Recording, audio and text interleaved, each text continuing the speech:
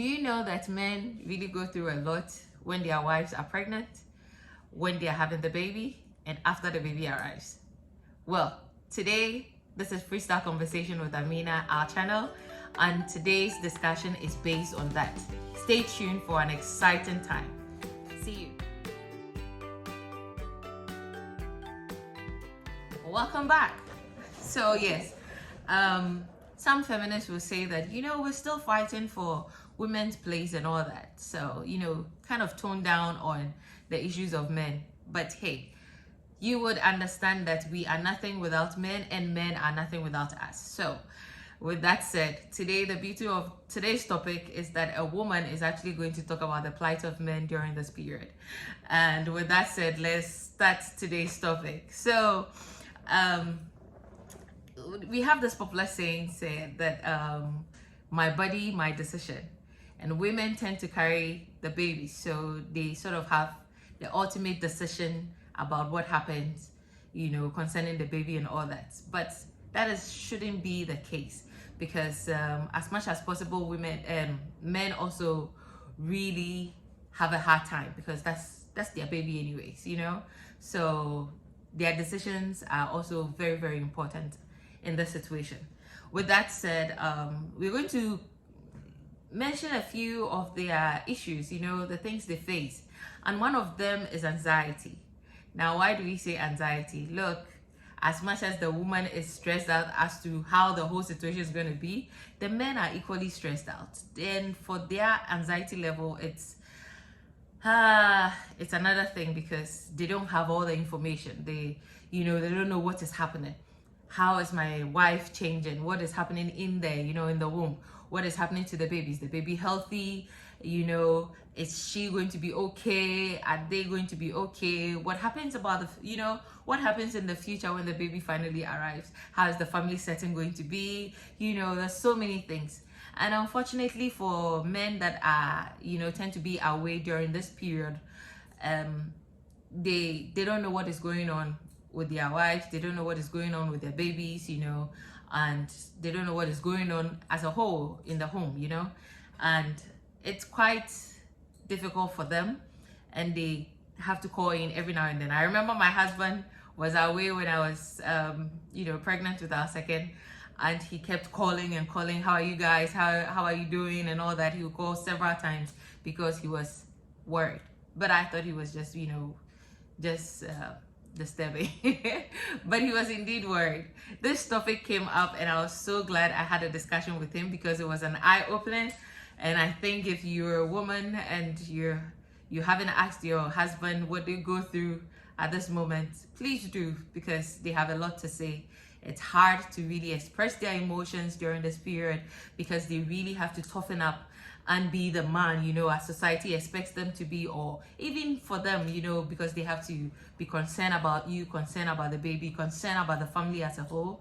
And it tends to be a burden on them, especially if you don't have all the information, So yeah, so that's one of them.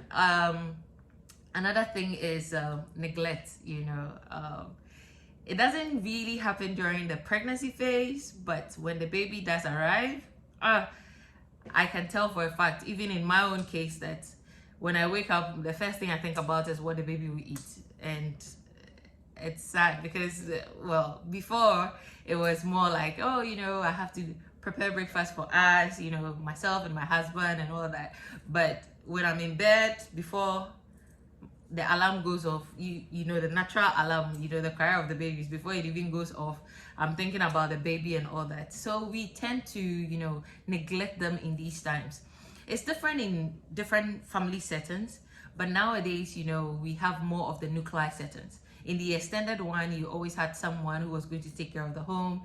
You had, your extended family members around to help you with the baby and all that. So you are able to take care of your husband as you should. But in the more nuclear settings, it's just you, your husband, and the kids. And so your whole mindset is on taking care of the kids. And this tends to bother them, because they are like second place now. And I know a lot of women would agree to this, that they tend to be second place, because The last time he asked me, I said, oh, it's because the baby can't fend for himself. So I tend to, step in there. But he can fend for himself. And that wasn't really right, because we have to take care of them. And they have to take care of themselves, but they're taking care of two people, So these are some of the things that come up. They tend to be second place, and they receive less care. And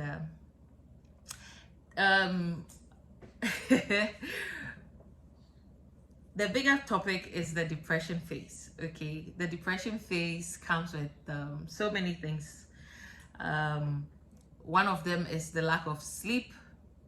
Or before I get to the lack of sleep, when women are pregnant, in that phase we tend to be, sensitive, quite sensitive, and also a very bit, emotional. And any little thing can just trigger, and who do we vent those anger on? The men, those that are close to us, they receive it the most. And so the men, they don't have that peace in the home. You don't know how your wife is right now. You're coming back from work. She is happy. Is she happy or she's angry, And anything at all, it can be very minute, very little, and it still will trigger, and before you realize, things are out of hand. And so we tend to vent on them. And in our vulnerable situations, all they can do is just keep quiet, because they don't want to, cause, something bad to happen and all that. So it's hard, and they can't complain to anybody else. They don't have where to go. And so it's also a breeding time for uncalled relationships, like bad relationships and unhealthy ones, even though it's not an excuse, but it's a breeding time, for something like that. It's likely to happen. So men are neglected. They are neglected, and nobody sees this because they are not carrying the baby and they are not holding the baby, And so another point is, the lack of sleep. These are all, this whole thing is all fall under the depression phase. Another thing is the lack of sleep, like I mentioned, and this affects their attention span when they get to work. The baby is crying. The mother can't sleep. How can the man go to sleep? He cannot sleep because when he sleeps, the mom is going to come in, or the mother is going to come in and say, how can you sleep when the baby is, is not sleeping and the baby is crying, the baby is that? But he needs his rest in order to go to work, revived, healthy, strong, to face the day. And so it affects their work negatively. The person is tired, they don't get a sleep, they don't get a rest and all that, So these are some of the things that we tend to overlook.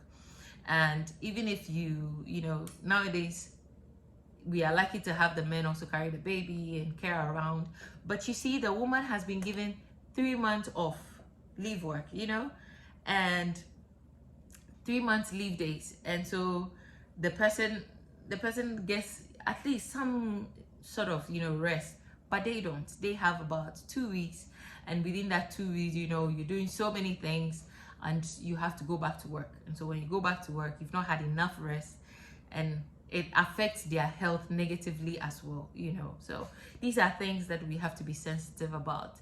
And oftentimes, check in on them, check in on the men. Are you okay? Do you need some rest? Take turns, and work things out.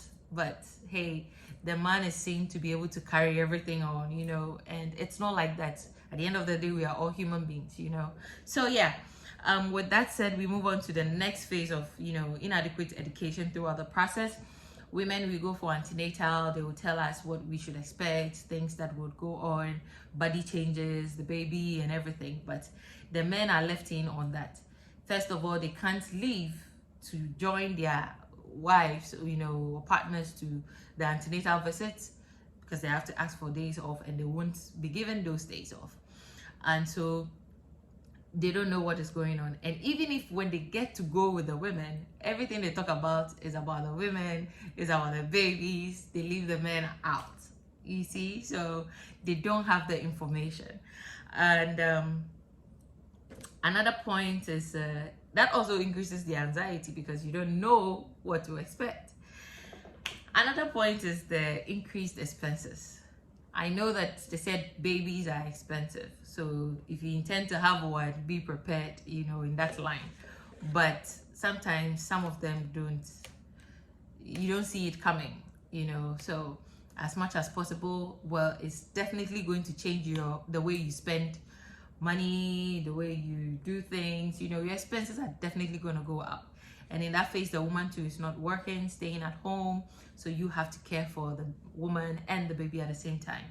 So financial restraint, constraint and all that. So yeah, if you haven't asked your men or your husband, or if you've not really asked them, this is really a good time, whether the babies are old now, and it's a good time to share that moment with them. Ask them, find out what is going on with them, and how they experience, what could have been done better and all that, and recognize their efforts during the period and acknowledge that. Okay, so let's discuss what we can do, because something needs to be done. Okay, so what can we do? First of all, education and counseling.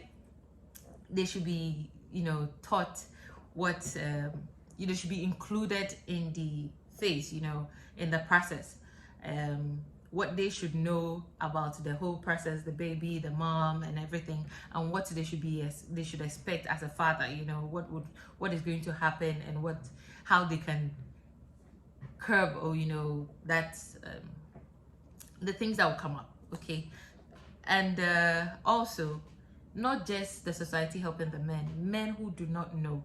Now there are so many apps, what to expect and all that. Go on the internet, find out. When I was pregnant, my husband knew much about the baby's growth more than I did. He would oftentimes tell me that in this week, the baby is going to develop this, going to give, so he was able to tell me. I wasn't even reading. He was my teacher. He was my book. He knew everything. So men can also do that. They should educate themselves. They should ask questions. If they need help, they should let people know, and consult other men who have been through the process, and also seek more counseling. With that said, let's move on to the next phase. What they can do again: inclusion and care. So we, the women, should also know that we are not the only people going through psychological changes and emotion, but also the men are. So we should help each other, and then society should also recognize that men are going through so, and recognize that they need the help to also forge on. Okay, there should be programs. They should include them in the programs. Thirdly, extend leave days. Extend the leave days. 2 weeks is not enough for the men. Okay, in fact, whilst they are there, all we think about is, oh, he only has 2 weeks. He only has 2 weeks. That is not even comforting for us. Okay, so men should be, their days should be extended so they can have enough rest to come back to work and be able to do more at work. Okay, and it's sad though that if this is when you work in the corporate world, but what if you are a sole proprietor? You do your own work, your one-man show. One of the things you can do is also to plan ahead. Okay, know how much to save. Know that you need to save enough to be able to take those days off for yourself and for your family, and also know, have some sort of a succession, where you have someone to step in for you whilst you're away, so that the thing can be continuous. Okay, so you need proper planning. With that said, financial support. So financial support here too means that you, the man, should know that definitely the cost is going to increase. And with that said, you do proper planning again, so you can save towards the period. And then also effective budgeting. You can't be spending on just anything, because taking care of babies, like, costs can just arise at any time. So you need to always budget effectively. Okay, all right. There should be some form of encouragement. Look, we all need encouragement, acknowledgement, and praise in order to do more. Okay, so that we can have the strength to do more. So people should acknowledge the efforts of men and also praise them accordingly. And then lastly, societal recognition. Society, my people, please recognize our men. I know Mother's Day is big, and we start talking about it way before the D-Day. The same respect, the same thing that we accord the Mother's Day should be given to the Father's Day. I know that we are treating Father's Day due to historical, reasons, but nowadays things have changed. Men are stepping in and doing more too. And with that said, we should we should embrace the day and celebrate it, in its grand style that it should be. And on these days, we should have men come in, share their experience, interview men, share their experience, and also, what they are putting in to make sure that they become the best fathers that they can be. So those are the things I have. I really wish it was going to be interactive. I hope that I've been able to speak your truth. Oh my man. So thank you very much for watching Freestyle Conversation with Amina. And like I said, it is our channel, and we are yet to bring in more interactive stuff and interesting topics like this one. And I would like to sign off by saying that you are important. That's why you're in this world, and your importance has not elapsed. That's why you're still here. So don't think it's just for a moment. And also, love yourself, be yourself, respect others. And that is it for today, and I'm out.